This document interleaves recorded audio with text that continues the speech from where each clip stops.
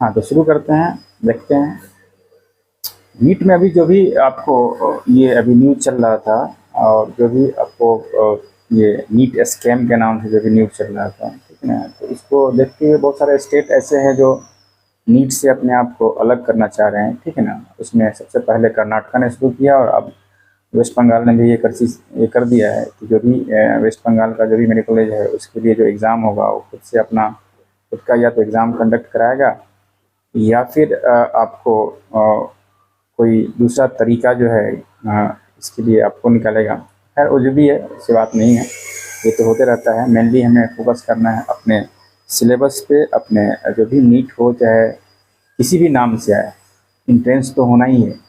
चाहे किसी भी नाम से आए, इंट्रेंस होगा, ठीक है ना। वो चाहे स्टेट के आप अपने स्टेट के लिए दो, चाहे आपको नेशनल लेवल पे दो, आपको इंट्रेंस देना पड़ेगा, ठीक है ना। ये तो फिक्स है, ठीक है। तो इस चक्कर में नहीं पड़ना है, अपनी चीज़ों से काम रखना। अगर नीट है तो नीट का सिलेबस आज बता रहे हैं, अगर मान लीजिए किसी दूसरे नाम से आएगा तो फिर दूसरे नाम से हम इस चीज़ को डिस्कस करेंगे, ठीक है। टेस्ट तो देना ही पड़ेगा, ठीक है। तो बात करते हैं, अभी तो फिलहाल नीट ही है, तो नीट के लिए ही बात कर रहे हैं, ठीक है। देखो, नीट जो है ये यूजी की बात कर रहे हैं, नीट यूजी, है ना। National eligibility cum entrance test, ये जो होता है, हमने बताया था किसके लिए होता है। ये होता है आपको टेस्ट जो होता है, इट इज़ फॉर, इसके लिए होता है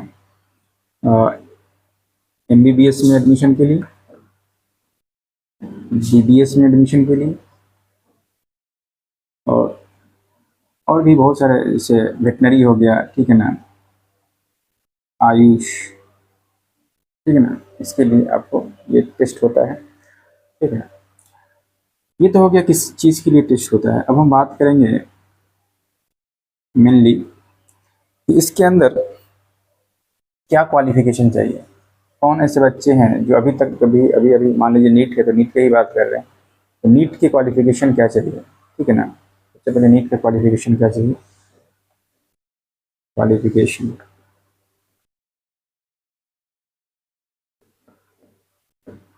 नीट के लिए क्वालिफिकेशन क्या चाहिए। सबसे पहला, कैंडिडेट को 12th पास होना चाहिए,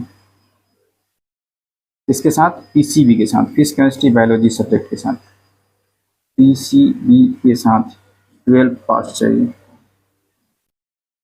अपियरिंग भी हो सकता है, ठीक है ना। अपियरिंग भी होना चाहिए, 12th क्या होना चाहिए, अपियरिंग हो चाहे 12th पास हो, वो भी आपको कर सकता है, बढ़ सकता है, ठीक है। अब हम बात करते हैं एज की। एज बहुत इंपॉर्टेंट है इसमें। एज जो है 17 ईयर्स टू 25 ईयर्स के बीच में होना चाहिए। ये हो गया एज, ठीक है ना। अब एज के बाद अगर हम बात कर लें, ठीक है, तो फॉर्म कब आता है। अगर फॉर्म की बात कर लें तो फॉर्म आता है आपका फॉर्म नोटिफिकेशन। नोटिफिकेशन कब आता है, फॉर्म का नोटिफिकेशन आता है दिसंबर जनवरी, ठीक है।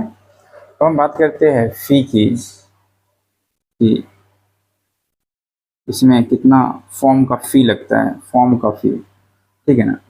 फॉर्म का फ़ी अगर आप जनरल कैटेगरी से बिलोंग करते हैं तो उसके लिए आपको पे करना पड़ेगा 1700। अगर आप EWS एंड OBC से बिलोंग करते हैं तो उसके लिए आपको पे करना पड़ेगा 1600, है ना। अगर आप बिलोंग करते हैं SC ST से, SC ST से, और किसी भी आपको जैसे PWD मतलब हैंडीकेप्ड, अगर किसी तरह से आप ये हैं दिव्यांग है, तो उसके लिए फ़ी है 1000। तो ये फ़ी हो गया हमारा। कौन सा, जनरल कैटेगरी से 17,000 बस 1700, ठीक है ना। अगर आप EWS या OBC से बिलोंग करते हैं तो 1600, और SC ST से है तो 1000, ठीक है। तो ये पूरा का पूरा हमारा फी स्ट्रक्चर हो गया।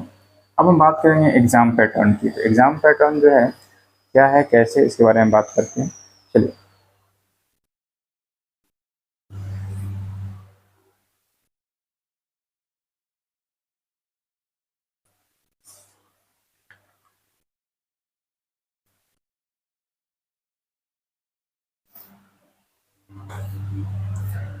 चलिए हम बात करते हैं एग्जाम पैटर्न की। तो एग्जाम पैटर्न में देखते हैं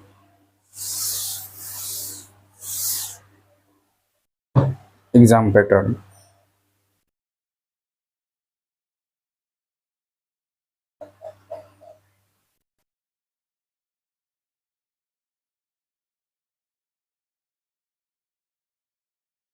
एग्जाम पैटर्न में क्या है, इसमें 3 सब्जेक्ट से क्वेश्चन पूछे जाते हैं आपसे। 3 सब्जेक्ट्स, ठीक है ना। 3 सब्जेक्ट से क्वेश्चन आपसे पूछे जाएंगे। अब ये 3 सब्जेक्ट कौन कौन से हैं? ये 3 सब्जेक्ट है, कौन कौन सा है? ये है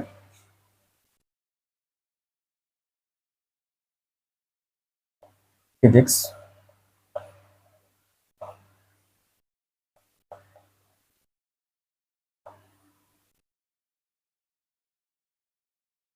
दूसरा है केमिस्ट्री,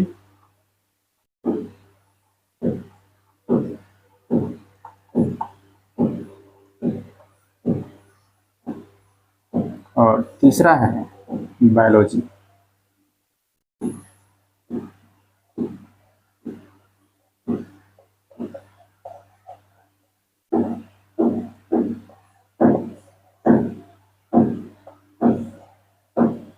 थर्ड है बायोलॉजी। अब फिजिक्स केमिस्ट्री बायोलॉजी के 2 पार्ट हैं, कौन कौन सा? एक तो हो जाता है बोटनी, इसको 2 पार्ट में करके देखेंगे हम। एक हो गया बोटनी,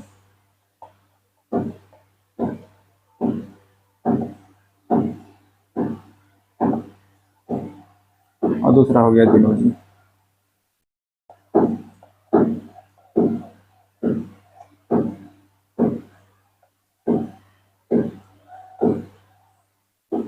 एक हो गया बोटनी और दूसरा हो गया जूलॉजी। अब हम बात करते हैं आपको सबसे पहले फिजिक्स की। तो फिजिक्स, चूंकि मैं फिजिक्स का टीचर नहीं हूँ, मैं बायो का टीचर हूँ, तो बायो के बारे में डिटेल से पढ़ाएंगे। बट फिजिक्स के बारे में मैं इतना बता दूंगा, फिजिक्स क्वेश्चन कितने आते हैं, ठीक है ना। केमिस्ट्री से क्वेश्चन कितना आता है, कितने मार्क्स का क्वेश्चन आता है, ये हम बता देंगे, ठीक है। तो सबसे पहले फिजिक्स की बात करते हैं। तो फिजिक्स से टोटल जो क्वेश्चन होता है ये होता है 50। कितना क्वेश्चन होता है? 50।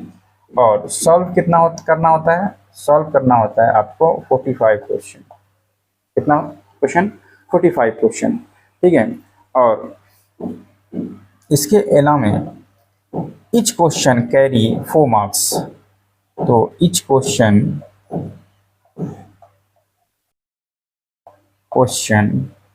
कैरी 4 मार्क्स, 4 मार्क्स को कैरी करता है। अगर आप गलत कर रहे हैं, ठीक है ना, अगर आप एक भी गलत कर रहे हैं क्वेश्चन, तो उसके लिए आपको 1 मार्क्स को डिडक्ट कर दिया जाएगा, यानी 1 मार्क्स जो है नेगेटिव मार्किंग है, ठीक है। सेम चीज़ केमिस्ट्री के लिए भी है, ठीक है ना। केमिस्ट्री के लिए आपको total number of question, total जो है आपका 50 है, और सॉल्व कितना करना है? 45 करना है, ठीक है ना। सेम बाकी सारे रूल्स। टोटल मार्क्स अगर देखा जाए तो टोटल मार्क्स है ना, वो चाहे ना, टोटल मार्क्स वो चाहे क्या हो आपका, केमिस्ट्री हो या फिर फिजिक्स हो, कितना होता है? 180। और यहाँ भी टोटल मार्क्स कितना हो जाएगा आपका?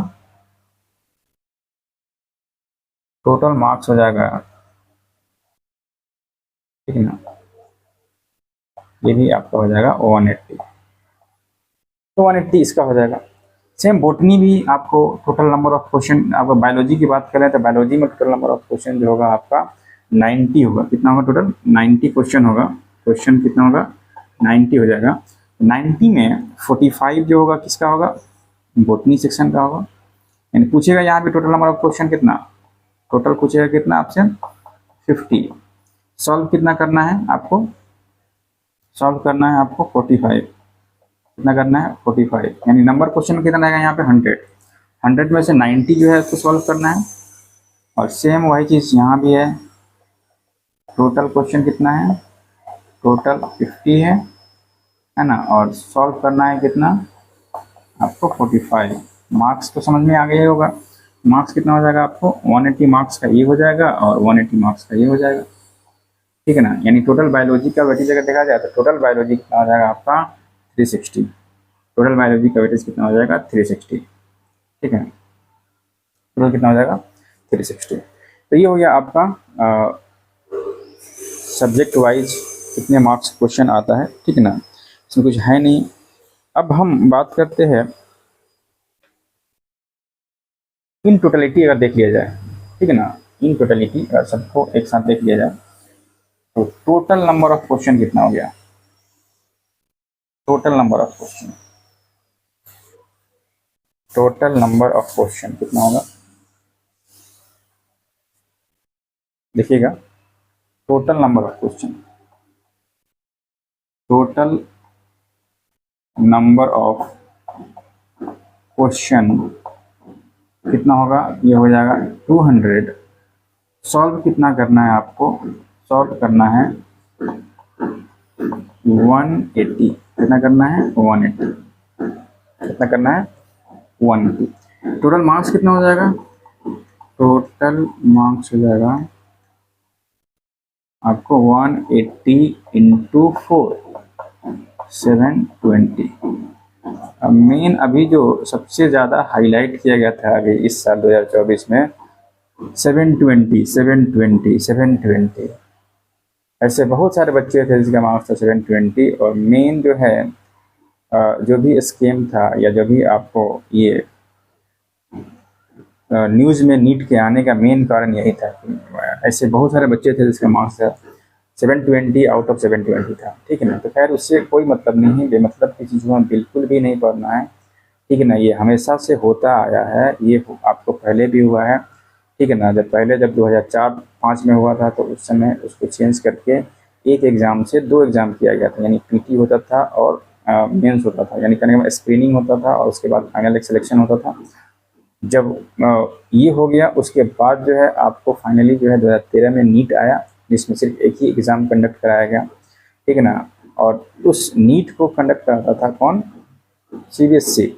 उससे पहले जो जिस नाम से आता था ये आता था AIPMT के नाम से आता था, लेकिन अपना उसका भी एक अलग सा मतलब बेनिफिट था। उसका बेनिफिट ये था कि सपोज मान लीजिए हम नीट के लिए तैयारी कर रहे हैं तो नीट हमको साल भर में एक ही बार मौका मिलता है, साल भर में हमें सिर्फ और सिर्फ एक ही मौका मिलता है कि मतलब अगर आपका मान लीजिए उस दिन आपका ख़राब रहा, ये कह सकते हैं मान लीजिए उस दिन आपका तबीयत ख़राब हो गया या फिर किसी भी कंडीशन से अगर आपका एग्ज़ाम अच्छा नहीं हो गया तो फिर आपको पूरा साल वेट करना पड़ता है, पूरा साल वेट करना पड़ता है। बट पहले क्या था, पहले एक उसका प्लस पॉइंट क्या था, उसका प्लस पॉइंट ये था कि सारे स्टेट का अलग अपना फॉर्म निकलता था, ठीक है ना। जितने भी सेंट्रल यूनिवर्सिटी हैं जैसे AMU का, BHU का, ठीक है ना, एम्स का, जिपमर का, ऐसे सबका अलग अलग अपना फॉर्म निकालता था।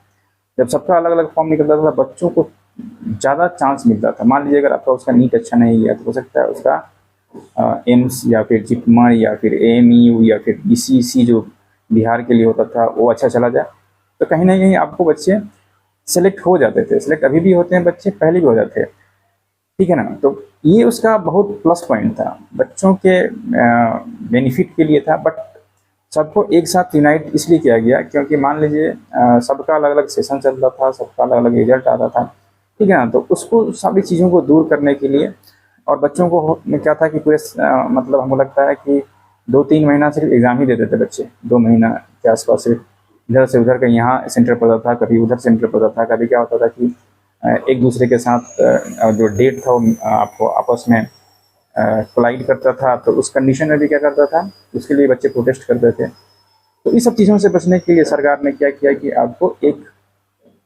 टेस्ट एजेंसी बनाया और उसको ये काम सौंप दिया, ठीक है। तो खैर वो तो पुरानी कहानी है, ठीक है ना। अब कुछ दिन तक इसको CBSE ने कंडक्ट कराया नीट को। अब उसके बाद जो है एक स्पेशल एजेंसी बना के 2017 में इसको NTA को सौंप दिया गया और NTA जो है इसको कंडक्ट करा रहा है। अब इतना ज़्यादा क्योस, इतना ज़्यादा ये आपका इसमें इस साल खास तौर से इतना ज़्यादा न्यूज़ में रहा है जिसकी वजह से देखिए आगे क्या होता है। उससे कोई मतलब नहीं है, हमें तो अपना काम करना है, हमें तो सिर्फ और सिर्फ ये काम करना है कि हमें अपने सब्जेक्ट पे पकड़ बना के रखना है, ठीक है ना। जो मेरा सब्जेक्ट है खासकर बायोलॉजी, उसमें आपको चाहे किसी भी, चाहे स्टेट का एग्ज़ाम दीजिए आप, या चाहे आप मान लीजिए अगर नीट हटा के स्टेट फिर से पुराना जो पहले वाला जो नियम था उस चीज़ को लगा दिया जाए, फिर से स्टेट लेवल पे एग्ज़ाम होने लगे, ठीक है ना। फिर ऑल इंडिया जो पहले AIPMT हुआ करता था उस टाइप का कुछ ऐसा सीन क्रिएट होता है तो कोई दिक्कत नहीं है। हमें तो पढ़ना तो पड़ेगा ही, हमें तो बायोलॉजी तो पढ़ना ही है, तो बायोलॉजी पढ़ना है तो बायोलॉजी के लिए सिलेबस जो है, जो अभी का जो NCERT का सिलेबस है उसको फॉलो करना है। अगर मान लीजिए उसके अलावा भी हम तो बहुत ऐसा चीज़ बता देंगे कि आपको अगर मान लीजिए आगे चल के आप BSc भी करना चाहते हैं तो उसके लिए भी आपको दिक्कत नहीं होगा, ठीक है ना।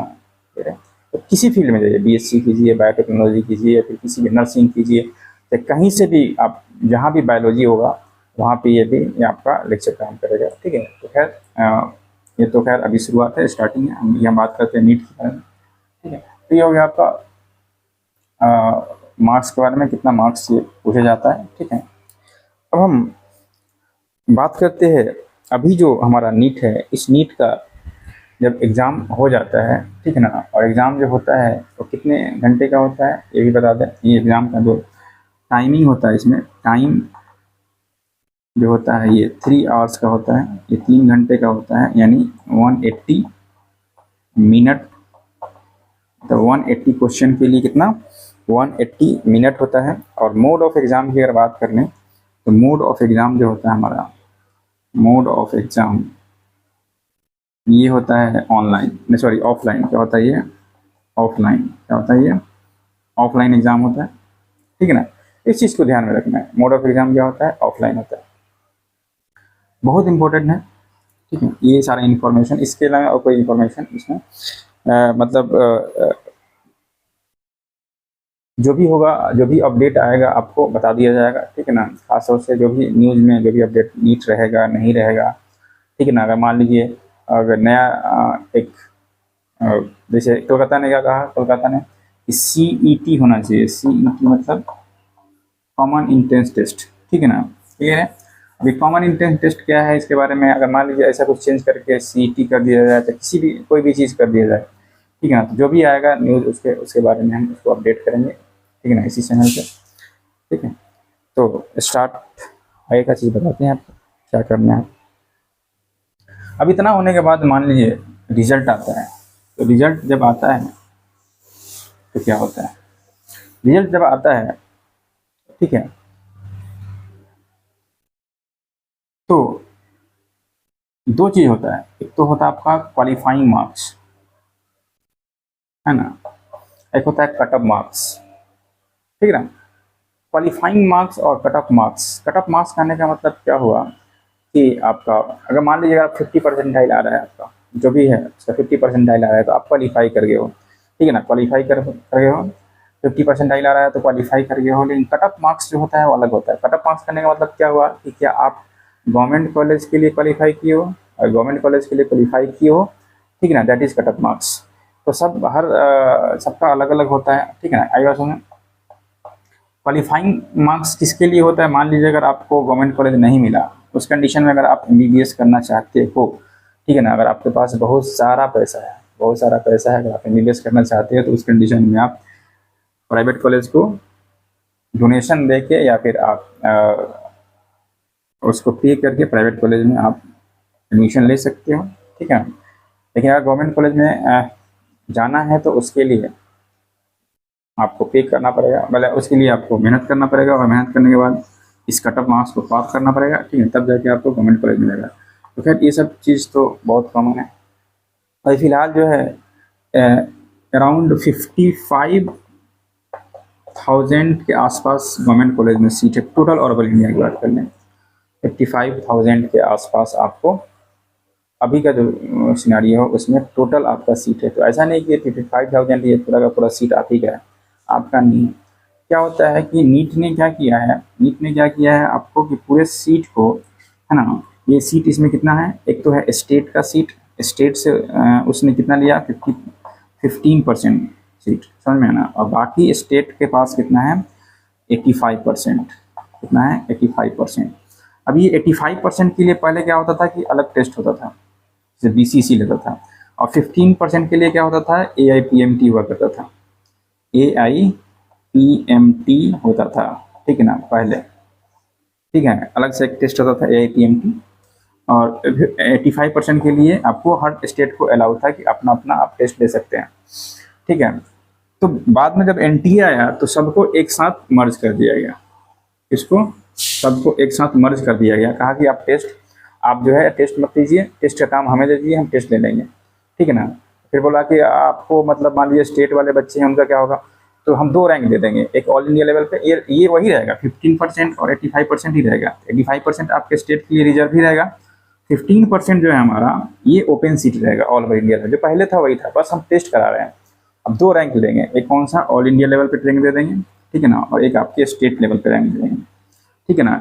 जो 85% बच्चे हैं आपको स्टेट लेवल पे जो भी रैंक आएगा उसके हिसाब से अपने स्टेट में एडमिशन ले सकते हैं। मान लीजिए ये बच्चे अगर यहाँ पे भी आ गए तो यहाँ पे भी ऑल ओवर ओपन जो सीट है उसके अंदर भी एडमिशन ले सकते हैं। तो सिंपल सा उसका एक ही था, एक ही चीज़ से बचाना था बच्चों को कि जो ये जहाँ तहाँ घूम घूम के जो एग्ज़ाम देते थे बच्चे, उससे बच जाएँ, बस एक ही पर्पज़ था इस नेशनल टेस्टिंग एजेंसी का, NTA का या नीट का, एक ही पर्पज़ था कि जो बच्चे इतना सारा फॉर्म भरते हैं और टाइम वेस्ट करते हैं, सबका सेशन अलग अलग, ठीक है ना, बस में रिजल्ट लेट से आने की वजह से सबका सेशन अलग अलग चलता है, तो सब कुछ एक साथ पैरेलली चले, ठीक है ना। एक बार रिजल्ट दे दिया, उसके बाद एडमिशन का प्रोसेस चलेगा, काउंसलिंग का एडमिशन का प्रोसेस चलेगा, उसके बाद आपको ये, ठीक है, ये पूरा का पूरा आपका प्रोसेस को।